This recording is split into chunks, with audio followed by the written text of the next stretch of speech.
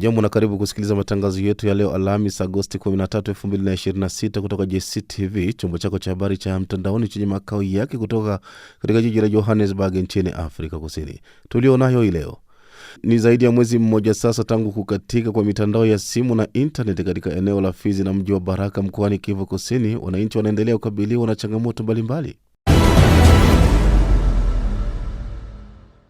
Mashirika ya kiraia 65 kutoka Jamhuri ya Kidemokrasia ya Kongo yamemtaka Rais Felix Tshisekedi wa nchi hiyo kuachana na mpango wake wa kura ya maoni iliyopendekezwa na kutotangaza sheria inayoweka masharti ya kufanyika kwake. Kwa kweli rais wetu Felix Tshisekedi sio muda wa kubadilisha katiba, kwani kwa sasa tunapitia mambo ya vita. Jeremia Sani Kiawere atakujia na mengi zaidi kuhusiana na taarifa hii hapo baadaye. Usiondoke.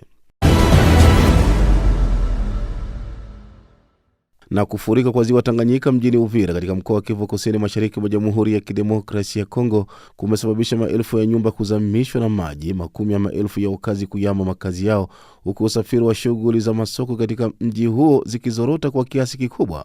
Ziwa Tanganyika kwa sasa wananchi wengi wanaendelea kupoteza mali, nyumba kuenda siku kwa siku. Ni Kelvin Bwija huyo, mratibu wa shirika la kiraia la Sosiko RDC. Utamsikia kiundani zaidi hapo baadaye. Kuna hayo na mengine mengi. Naitwa Bedi Jean de la Croix na nakuomba tuweze kuandamana sote hadi tamati. Karibu. Na sasa tuangazie kwa kina taarifa zetu. Zaidi ya mwezi mmoja na nusu tangu kukatika kwa mitandao ya simu na internet katika eneo la Fizi na mji wa Baraka mkoani Kivu Kusini, wananchi wanaendelea kukabiliwa na changamoto mbalimbali. Kukatika kwa mawasiliano kumeathiri sio tu mawasiliano ya kifamilia bali pia shughuli za kiuchumi. Wakazi wengi hutegemea huduma za fedha kwa njia ya simu, kutuma na kupokea fedha, kufanya malipo na kusimamia mapato ya familia. Hivyo kutopatikana kwa mitandao kunafanya huduma hizo kuwa ngumu au wakati mwingine zishindikane kabisa. Wafanyabiashara pia wameathirika, kwani hutumia simu kuagiza bidhaa, kujadiliana bei, kupanga usafirishaji na kuthibitisha malipo. Vyombo vya habari na vinakabiliwa na changamoto za kuwasiliana na waandishi na vyanzo vya habari katika maeneo mbalimbali. Wadau wa eneo hilo wanatoa wito wa kurejeshwa kwa mawasiliano muhimu, wakisema katika mazingira ya kiusalama kama ya Fizi, mawasiliano ni muhimu kwa usalama, uchumi na upatikanaji wa taarifa. Kwa wananchi, kurejeshwa kwa mitandao sio swala la kupiga simu pekee bali pia ni kuwezesha familia kutuma na kupokea fedha, wafanya biashara kuendelea na shughuli zao na waandishi wa habari kuwafikishia wananchi taarifa. Kwa habari za haraka, za kina na za uhakika kutoka Jamhuri ya Kidemokrasia ya Kongo na zile ambazo zinamgusa kwa mkongomani aliye nje, usikose kusikiliza JCTV. Usikose pia kusubscribe, comment, like na kushare. JCTV ni jicho lako.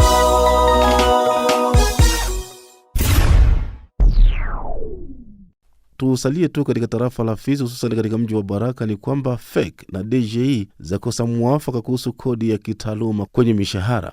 Mkutano wa upatanishi kati ya shirikisho la waajiri na wafanyabiashara nchini Kongo, FEC, na mamlaka ya kodi DGI mjini Baraka umemalizika bila kufikiwa kwa mwafaka kuhusu ulipaji wa kodi ya kitaaluma kwenye mishahara. Mkutano huo ulifanyika Jumatano Agosti 12 chini ya uongozi wa meya wa muda wa mji wa Baraka, Wisemene Wilonja Lambert, katika juhudi za kutafuta suluhisho la mvutano uliokuwa umeathiri shughuli za kiuchumi mjini humo. Meya huyo amezitaka FEC na DGI kutanguliza mazungumzo ili kulinda shughuli za biashara, ajira na mapato ya serikali. Amesema maendeleo ya Baraka yawezi kupatikana bila ushirikiano kati ya serikali na wafanya biashara. Kwa upande wake, DGI imesema iko tayari kushirikiana na FEC ili kupunguza mvutano na kurahisisha ulipaji wa kodi. Hata hivyo, FEC imesisitiza msimamo wake wa kutolipa kodi ya kitaaluma kwenye mishahara hadi pale mwafaka utakapopatikana. Katibu wa FEC mjini Baraka, Songa Shabani Walumoto, amesema wafanyabiashara wapingi kulipa kodi, lakini wanataka makubaliano yanayokubalika na pande zote. FEC imewataka wanachama wake kusitisha malipo ya kodi ya kitaaluma kwenye mishahara hadi suluhisho la pamoja litakapopatikana. Meya wa muda ametoa wito wa utulivu na kuwataka wafanyabiashara kuendelea na shughuli zao huku mchakato wa mazungumzo ukiendelea. Kwingineko ni kwamba muungano wa upinzani nchini Jamhuri ya Kidemokrasia ya Kongo C64 umeendelea kushikilia msimamo wake wa kuitaka serikali ya Rais Felix Tshisekedi kuitisha mazungumzo ya kitaifa na jumuishi kabla ya Agosti 15 mwaka huu, huku ukitishia kuchukua hatua za kisiasa endapo matakwa hayo yatatekelezwa. Muungano huo unaojumuisha vyama na makundi mbalimbali ya upinzani unasema mazungumzo hayo yanapaswa kuwahusisha wadau wote muhimu nchini kwa lengo la kutafuta suluhisho la mgogoro wa kisiasa na kiusalama unaoendelea kuikabili Jamhuri ya Kidemokrasia ya Kongo.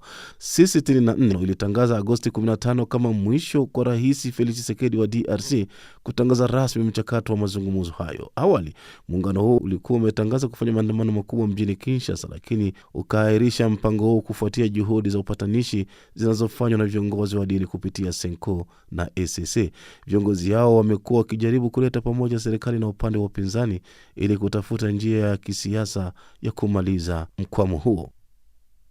Na sasa tujielekeze katika mji wa Uvira. Kufurika kwa ziwa Tanganyika mjini humo katika mkoa wa Kivu Kusini mashariki mwa DRC kumesababisha maelfu ya nyumba kuzamishwa na maji, makumi ya maelfu ya wakazi kuyama makazi yao, huku usafiri na shughuli za masoko katika mji huo zikizorota kwa kiasi kikubwa.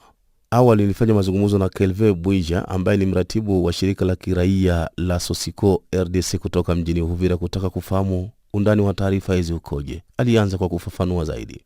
Ziwa Tanganyika kwa sasa wananchi wengi wanaendelea kupoteza mali, nyumba kuenda siku kwa siku, na haijapita wiki iliyopita ni mambo tena ambayo iliweza kuripotiwa. Watu wengi wamepoteza makao yao, nyumba na usi malori. Kuna malori ambao zimeenda. Ile ni mambo ambayo imetuma wananchi wa Uvira wakuwe wa vulnerable, na wengine wananchi kutoka mji wa Baraka, mji wa Kalemi na province ya Tanganyika, na hata wengine walikuwa wanatoka Bukavu, na wengine wananchi Burundi wamepoteza mali yao Lake Tanganyika. Mtangazaji, sasa ni kwa kiwango gani kufurika kwa ziwa Tanganyika kumeathiri maisha ya wakazi wa Uvira?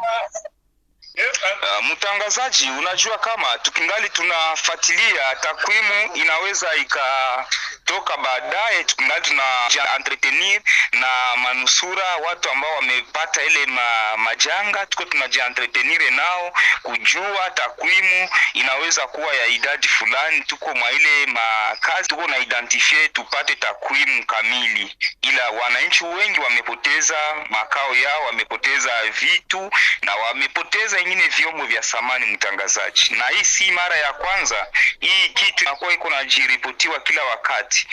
Lake Tanganyika, akse nakuta akse ya Uvira, akse Baraka, akse Kalemi, ingine sehemu. Hii ni mambo ambayo iko naendelea kujimultiplie. Mtangazaji, na pengine tuangalie kwa upande wa serikali ya mkoa kama vile serikali ya taifa, pengine je, imetenga eneo maalum kwa ajili wa wahanga wa mafuriko hayo? Mtangazaji, unajua kama ndio mambo ambao tuko tunaendelea kualerte sisi kama mashirika za kiraia mashariki mwa kidemokrasia ya Kongo. Tuko tunaalerte, tuko tunainforme wakuu viongozi, serikali ya mkoa ambao kwa sasa inapatikana mji wa Uvira, tuko tunaialerte. Bado hakuya kuwa suluhisho. Wametuahidi kama kutapatikana masulubisho fulani fulani, mpaka hivi wananchi wamehifadhiwa manyumba za wengine wananchi mji wa Uvira. Mtangazaji, unajua kama mji wa Uvira pour le moment ni mji ambao unahifadhi raia wengi sana ambao wametokea mji wa Bukavu, Goma, Kalemi, Baraka, Plaine de la Ruzizi, Mwaye, au plateau za tarafa za Uvira, Fizi, Mwenga. Au wananchi wote wanahifadhiwa mji wa Uvira, hawayapata hata mamisaada fulani kutoka kwa serikali yetu ya mkoa na serikali yetu ya Kinshasa. Mafuriko hayo yanatokana na nini? Ni mabadiliko ya hali ya hewa au ni msimu wa mvua huko Uvira? Mtangazaji, kuna wakati mafuriko haya yanatokea sana, ni mabadiliko ya hali ya hewa.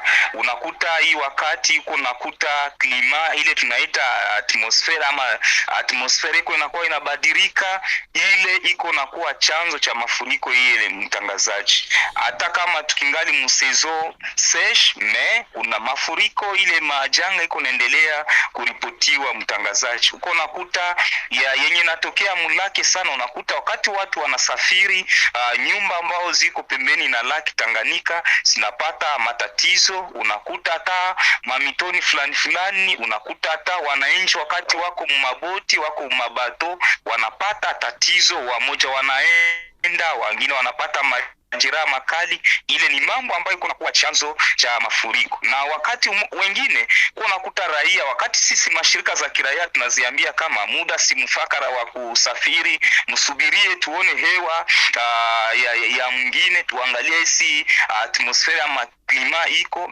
unakuta wananchi kwa wengine hawatakubali mambo ambao tutawaambia. Tunaendelea tujuru kuhamasisha raia kuwa wanasubiri. Wakati tunawaambia wasubiri, wanasubiri, kwani tuko tunaendelea kupoteza sana, mtangazaji. Unajua ziwa Tanganyika linatumiwa kwa sababu mbalimbali zikiwemo za kiuchumi vile vile. Pengine tuangalie mafuriko haya moja kwa moja na shughuli za kiuchumi. Pengine mafuriko haya au kufurika kwa ziwa Tanganyika kumeathiri kiasi gani au kwa kiwango gani shughuli za biashara katika mji wa Uvira? Asante mtangazaji. Unajua kama majanga haya mtangazaji ime impact positivement sur le plan économique, parce que utafahamu kama wananchi wako wanapoteza, parce que kwa sasa raia wa Uvira wako wanaendelea kupata chakula fulani kutoka nchini Burundi, kutoka nchini Tanzania, kutoka province ya Katanga, mvile ya Kalemi. Wakati mafuriko haya iko naendelea kuripotiwa, kuna raia ambao wako wanaogopa usafiri, kuenda kwenye meli, kuenda kwenye maboti na kuenda meme kwenye mamutumbu fulani mumuji wa Uvira. Ni kuhofia tu maisha, mtangazaji. Kwa juu mambo ya majanga ya mafuriko iko inaendelea kuripotiwa, mtangazaji. Ukihesabu lori ama kamio ambao zimekwisha kupata hatari Lake Tanganyika, mtangazaji, mulitorale tu watu wako wanatoka Uvira, wanaenda wanapita maji, wanaenda kama ni Mamisisi, kama ni Baraka, unakuta malori zinazama sehemu ambayo inaitiwa Luanga. Kwa sasa tumekwisha kuhesabu idadi ya lori ya pepre 8 ambao zimekwisha kuzama mwa hii mwaka pale sehemu za Lake Luanga, mtangazaji. Ile ni mambo kaza ambayo iko naendelea kuripotiwa kufatana tu na hali ya hewa, yani klima iko nakuwa dina klima, na wananchi kwa watu tuko tunawasensibilize kuwaonesha. Unakuta wengine wanakuwa shingo upande, manake wamoja hawataitika, wengine wako wanaitika, mtangazaji. Tatizo tayari linafahamika, ni mafuriko. Kinachohitajika sasa hapa ni kutafuta suluhu la kushughulikia tatizo hilo. Pengine ni hatua gani zinazochukuliwa na serikali na mamlaka za eneo hilo kuwasaidia watu walioathirika na mafuriko hayo? Mtangazaji, utafahamu kama kwa sasa serikali imekamata jukumu kwanza la serikali. Wakati tulilialerte kuliambia tatizo ya majanga ile, ikaanza kwanza kuidentify wale wa vulnerable, wale watu ambao wamepata tatizo zile kaza Lake Tanganyika. Kwa sasa wako wanaendelea kuziidentify. Après identification, sisi kama mashirika za kiraia tutaalerte tena, tutadenonce kusisimua wakuu viongozi, mtangazaji, kwani wakuu viongozi kupitia na serikali ya mkoa, sisi mashirika za kiraia inaombaka tufanye kapresio. Saa vile kesho tumeorganize marche pacifique mvile ya Uvira ya kuambia serikali yetu ya Kongo iangalie saa itarenforcer usalama wa wananchi. Inaomba kusukuma serikali yetu inakuwaka inatendea raia usilonta ushakuwa kitu saa vile presio. Njoo vile kabisa wametuahidi kama kutakuwa mamisaada, kutakuwa maprise en charge ya wa vulnerable au wa victime ambao wanaendelea kupoteza mali yao na vyombo vya samani katika hii majanga ya maji, mtangazaji. Sasa tumalizie na hili. Je, nini kinaweza kufanyika kwa namna unavyoona wewe ili kuzuia au kupunguza madhara ya mafuriko kama haya katika siku zijazo? Mtangazaji, kia kufanyika kwanza kungambo yetu sisi kama mashirika za kiraia tunapasha turenforcer ma sensibilisation, kuhamasisha raia wako wanajua kama wakati muda si mfakara wa kusafiri wanatulia kwanza. Na usi utakuta kama kuna watu wanajenga pembeni ya maji ya Lake Tanganyika, mtangazaji hawarespekte ile wanaita 70 cm ya kumalaki. Na usi bile service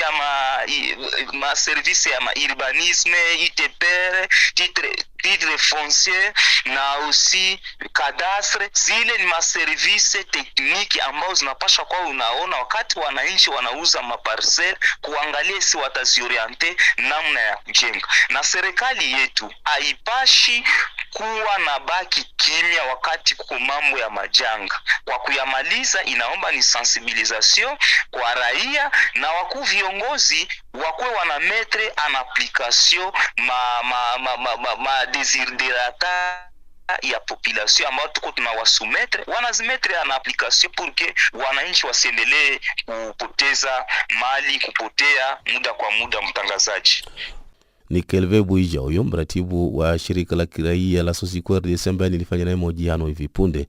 Na mwishowe kabisa, mashirika ya kiraia 65 kutoka nchini Jamhuri ya Kidemokrasia ya Kongo yamemtaka Rais Felix Tshisekedi wa nchi hiyo kuachana na mpango wake wa kura ya maoni iliyopendekezwa na kutotangaza sheria inayoweka masharti ya kufanyika kwake. Jeremia Sani Chawere na ripoti kamili. Katika hati iliyowasilishwa siku ya Jumatatu Agosti 10 mwaka 2026 kwa mkuu wa inji na taasisi kuu za inji, mashirika haya ya kiraia yasema kwamba hali kwa sasa ya kiusalama, kijamii na kiuchumi hairuhusu kufanyika kwa zoezi kama hili. Nick Junior ni mmoja wa vijana mashariki mwa Jamhuri ya Kidemokrasia ya Kongo. Kwa kweli rais wetu Felix Tshisekedi sio muda wa kubadilisha katiba, kwani kwa sasa tunapitia mambo ya vita ambayo inaendelea kukumba Jamhuri yetu ya Kidemokrasia ya Kongo. Hiyo inakuwa jambo ya kwanza. Ya pili, tunakuwa na maradhi ya Ebola ambayo ndani ya province ya Ituri na ya Nord Kivu watu wamefariki kiolela. Tunawaza kwetu kunakuwa shida kubwa ambayo inatubidi tuweze kupiganisha kwa kumaliza hii magonjwa. Na ya tatu, tunakuwa na shida kubwa ya maendeleo. Na husu maendeleo sana inahusu kupatanisha maprovince zetu kupitia mabarabara. Unajua tunakuwa na shida kubwa ya mabarabara, na hapo watu wengi wanakuwa ndani ya promiscuity, wanakuwa ndani ya kutokufahamia vitongoji fulani, na kukuwa na hiyo shida hiyo tatu. Tunawaza kwamba sio muda ambao rais wetu anaweza kuwaza kubadilisha katiba, hususan kwanza hiyo mambo ambayo wajambazi wameweza kutukamata eneo kubwa sana ya inji. Tunawaza kabisa sio muda ambayo bwana Rais Tshisekedi anaweza kufikiria kubadilisha katiba yetu ya inji ya Kongo. Pengine kitu gani kifanyike kwa haraka ili jaribio hiyo iweze kukwama? Kwa kweli kwetu tunakuwa na jambo fulani ambayo tunawaza inapashwa kufanyika juu kwanja chini. Ya kwanza, tunaita bwana Tshisekedi kuweza kukamata nchi yetu na kuirudisha pamoja, tuweze kumaliza mambo ya vita. Na kumaliza mambo ya vita inapitia jambo mbili.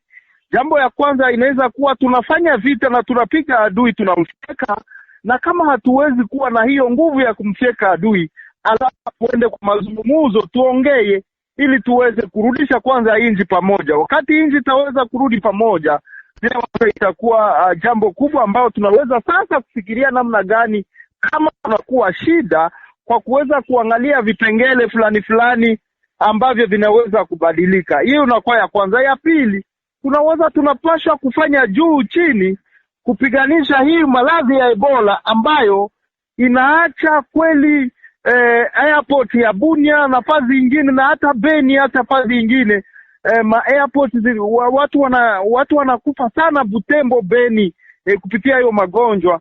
Tunaweza tukiweza kumaliza hiyo magonjwa ndio tutaweza kufikiria mambo fulani kwa kuweza kuangalia kama kwa kweli kunakuwa vipengele fulani yenyewe tunaweza kubadilisha. Junior Mbakulira, kiongozi wa shirika la Sosiko katika mji wa Beni, akisema kwamba kuna vile vipengele vinavyohitajika mabadiliko. Unajua kwamba sisi mbeleni tulisema hayakuwa muda kabisa ya kuchanger constitution na mwana wanasema ukifransa, lakini kuchunguza ndalini, unajua kwamba kuko maartikle yao fulani inaomba kubadili, na ile ni ya maana sana juu namona tunasema huku kwetu constitution haiko Biblia, donc inawezekana kupima tena kuchanger ma article fulani yenyewe iko na kagiza ndani isaidie DRC kuenda mbele. Namona nilisema tunapasha kweli kuibadili maartikle fulani, lakini inaomba kuona nani tunamutia wapi juu ya kusaidia DRC kuenda mbele. Ile ndio iko shida kidogo yenyewe tulikuwa tunaisha isema mbeleni, lakini tunajua kwamba inastahili kubadili maartikle fulani ndani ya constitution juu ya kuona namona gani tena ya kusaidia DRC kuenda mbele. Chabola Tumba, mshirika wa karibu wa Rais Felix Tshisekedi wa Jamhuri ya Kidemokrasia ya Kongo, akisema kwamba kura la maoni sio hitaji binafsi ya rais, bali ni hitaji wa wananchi wa Jamhuri ya Kidemokrasia ya Kongo kulingana na sheria ya nchi. Anja tuyue ke referendum haiko peshe, ni iko constitutionnel, constitution inayua ke ina prevoir disposition yenye batezi fanya referendum. Referendum ni droit ya peuple ya kuitika au kukatala kitu yenye apendi. Donc biko libre ya kuleta position yabo, mais abezi empêcher republique na ba kongomani bingine bene biko na besoin ya kuappliquer des certaines dispositions de la constitution que basifanye. Ile ni mafikiri yabo, tuku na irespecte na bao vile ba respecte benye biko pour le changement, pour le referendum. Unafikiria hiyo inaweza kuleta mabadiliko mazuri katika uongozi wa serikali? Ushanje constitution taleka mabadiliko mzuri, parce hii constitution tuku nayo na yake iko na makili ya zamingi enye ba belligérant batia ndani yenye atezi ya kumaliza yote ni ya mingi sana iko ndani kwa ile constitution. Sasa unaangalia kwa leo, unaangalia par exemple biko na article 51 yenye kunasema maneno ya kuproteger ba minorité. Mais Congo siko inchi ya ba minorité, nous avons plus de 450 ethnies. Sasa minorité ganyeneko kidogo kushinda ma minorité zingine. Si bote, donc hakuna kabila yenye na shinda makabila yote kunombra population, bote tuko ba kidogo. Par exemple tuko na besoin ya kufanya mareseti ya mingi ku Kongo, tutoka kubije ya yenye kabila alikuwa nayo zamani ilikuwa ya 4 miliard. Tshisekedi anakuya leo tushakuwa kwa matu kunaendelea ma 20 miliard. Kama tunafanya donc il faut tukua na recette na jua kuchanger yo tupata mareseta 100 miliari, bidia 100 miliari, mais faut changer la constitution. Kumbuka kwamba muradi wa kubadili katiba nchini Jamhuri ya Kidemokrasia ya Kongo yaendelea kumwanga wino na mate miongoni mwa wanasiasa pia na wananchi. Baadhi yao wakisema kwamba rais wa Jamhuri ya Kidemokrasia ya Kongo ameonesha nia yake ya kuweza kubaki madarakani kwa muhula wa 3. Jeremia Sani Kiawere, GCTV, Beni. Ni Jeremia Sani Kiawere huyo, na ni kwa ripoti hiyo ya Jeremia Sani Kiawere ndo natamatisha habari zetu kutoka JCTV. Naitwa Bedi Jean de la Croix, tukutane wakati mwingine panapo majaliwa. Alamsiki.